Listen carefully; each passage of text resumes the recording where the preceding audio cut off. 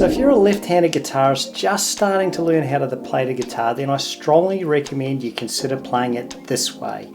And what do I mean by this way? This is actually a normal right-handed guitar and I've flipped it upside down. So how can you tell what I mean? It's when the fat E string is on the bottom and the skinny E string is on the top. So this is different to some of those really well-known guitar players such as Jimi Hendrix, who grabbed a regular right-handed guitar like I did, but he flipped the strings so that he still had the skinny E string on the bottom and the fat E string on the top. And then of course you got the regular left-handed guitar players such as Paul McCartney, Kurt Cobain, there's a whole raft of them. They actually use a regular left-handed built guitar and they play it regularly. So once again, their skinny E string is on the bottom and their fat E string is on the top. So that's what makes me different, and there's a few of us out there, and I'll talk about some really credentialed guitar players who play it my way. But firstly I'm going to break down the pros and cons of why you might consider doing it this way and then why you might not. So it quickly starts with, why did I do this? Well, my story is growing up as a kid in New Zealand, lots of family parties, lots of sing-alongs, and all my uncles would bring their guitars, play the songs. I wanted to know how to play them, so they'd just give me their right-handed guitar and say, here you go, Dean, here's how to play it. So I actually just had to learn how to play everything upside down using my uncle's right-handed guitars. So lots of years have gone by since that played out, but I've continued to play the guitar this way, and I want to share with you now why I think there's some real advantages if you're a left-handed guitarist, why you should consider doing it this way, versus some of the things that you may not realise could become a barrier to you or a problem. So let's start now with why you should consider playing the guitar this way if you're a left-handed guitarist, alright? Of course, the number one thing is I can play anyone else's guitar. I can turn up at a house, a party, a jam, whatever. Chances are there's going to be a right-handed guitarist there with a right-hand guitar, and I can just pick up that guitar and play it. I don't have to cart my special left-handed guitar around with me whenever I want to play the guitar. So that is, I would say, the number one advantage. I can play anyone else's guitar no matter where I am. Of course, that leads on to the next one, is I have more choice when I buy a guitar. I can go into a guitar shop, and as you know, 90% of the stock, if not more, would be standard right-hand guitars. So I can pick any of them up and have a bit of a play, a bit of a strum, and if I like one, I can buy it. And generally, if you talk to guitar shop owners, they say that right-handed guitars are generally a little bit cheaper than left-hand guitars because there's more of them. It's the supply and demand issue. So if you're buying a more common guitar, chances are you'll get it for a better price. And of course, I don't have to take a left-handed guitar with me everywhere I go. There's times where you don't plan to take your guitar and you don't, and then suddenly something happens. You could be in a sing-along and you're left high and dry because you didn't bring your left-handed guitar along. Well, I don't have that problem. As long as there's a guitar in the room, I'm in business. Look, this is one I didn't expect. Some people say that my strumming can sound a little bit differently because I'm hitting the strings typically from top to bottom, skinny to fat, and that gives a slightly different sound. Look, I've never noticed that myself, but others have told me that. So, I've got to go with what people hear. And if that's what they're telling me, that's what they're hearing, then it must be correct. So on that same note of being a little bit different, playing this way is obviously really different. Like we're a very small number of people that play this way, and arguably it looks pretty cool because people that know about guitar go, what are you doing? It looks like your chord patterns are upside down, you're strumming, what's going on there? And they're intrigued. So if that's something that's important to you, then hey, it's a real conversation starter. And then of course, how did you learn guitar that way, and so on. So that's where it goes. It's kind of an interesting discussion point when you're playing left-handed, but you're playing the guitar upside down. Now, the other thing is, what about playability? Well, I'm a Campfire guitarist, right? I'm not. But that shouldn't limit what you think about playing the guitar, and I'll tell you about some really credentialed guitar players who play this way in different genres very shortly. But for me, let's start. I can play all the chords. I can play an A chord, I can play a B chord, I can play a C chord, a D, an E, an F, and an open G, or a bar G, all sorts of bar chords. There's no limitations there if you want to get up and running and singing and strumming with guitar. And of course, a quick plug, if you want to do that, then follow my channel, because that's exactly what I do. I bring you back those forgotten songs we all love to remember, how to play great songs, singing, strumming, everything you need. All right, so let's talk about some of the cons, I guess, associated with playing this way. And the first one is, the practical issues, and that is if you plug in, you like to amp up on an acoustic guitar. On my one here, this Martin, I've got the plug pretty much dead center here, so that's fine. I can plug that in, and then I can play my guitar and strum it, and it doesn't get in the way.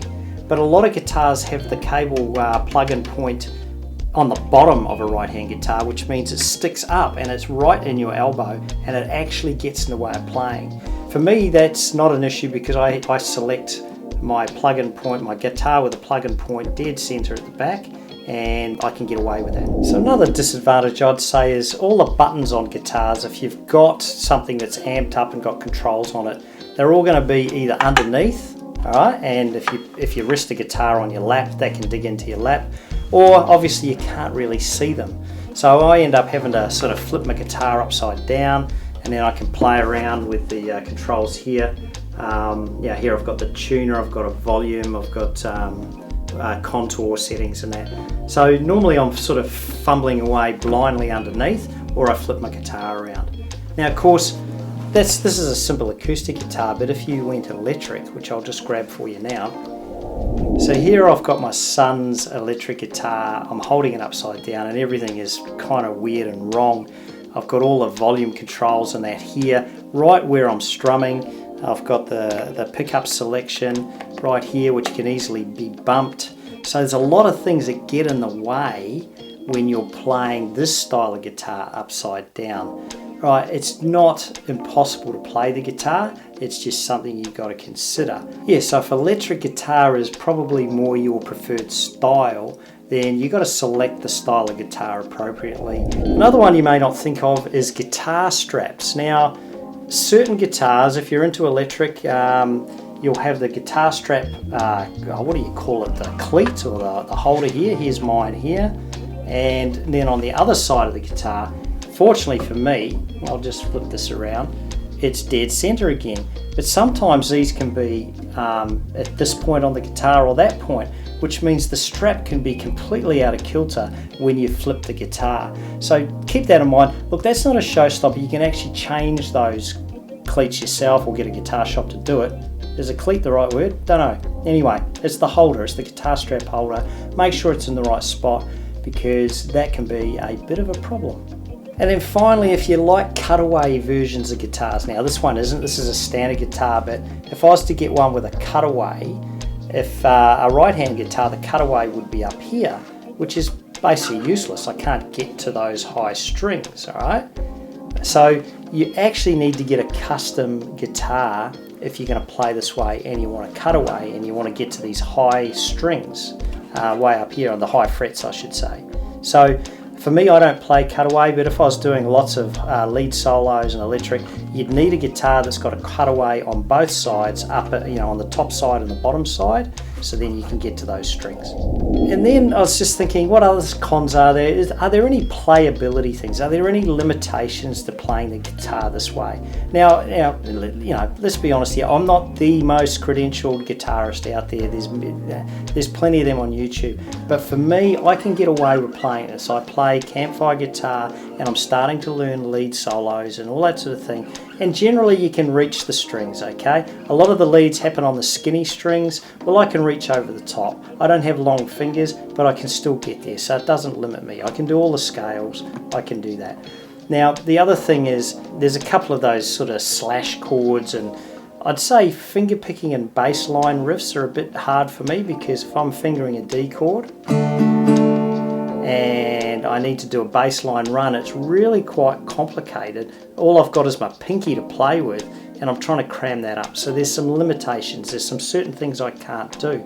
But that shouldn't limit you, because I'm about to tell you now about a whole range of different guitarists who play this way, play different genres, and they play professionally. So, obviously there are no limits. The limits are about your ability to practice and to persevere. So I've got a list in front of me of a few of those guitarists. You've probably heard of Albert King and Eric Gales. Again, look them up, but they do blues, they do rock, and look, they do anything they want on guitar, so there's no limit.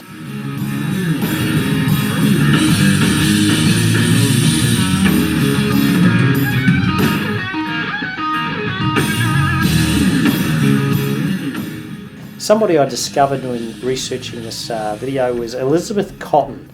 Right, she does folk and country and fingerpicking. So fingerpicking is something I don't do, and I always thought that would be pretty hard playing this way, but she does it well, so she's mastered a technique playing this guitar upside down.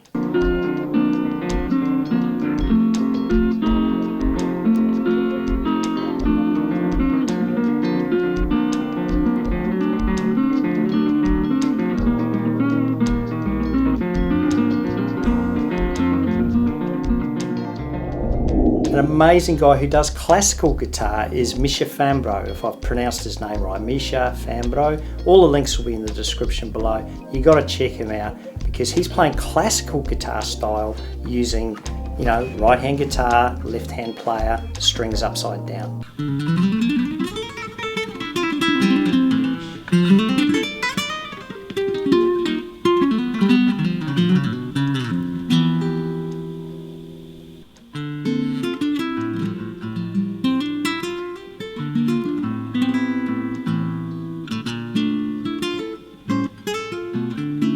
A couple of others, Otis Rush and Melina Moye, they play sort of jazz, blues, soul, funk, that style of music. Again, links below. And then, you know, if you really want to play hardcore, well, Chris Rowe from the band The Guitarists, they're a punk band, all right? And this guy's their lead guitarist. He thrashes it out on electric, and he's playing this way too.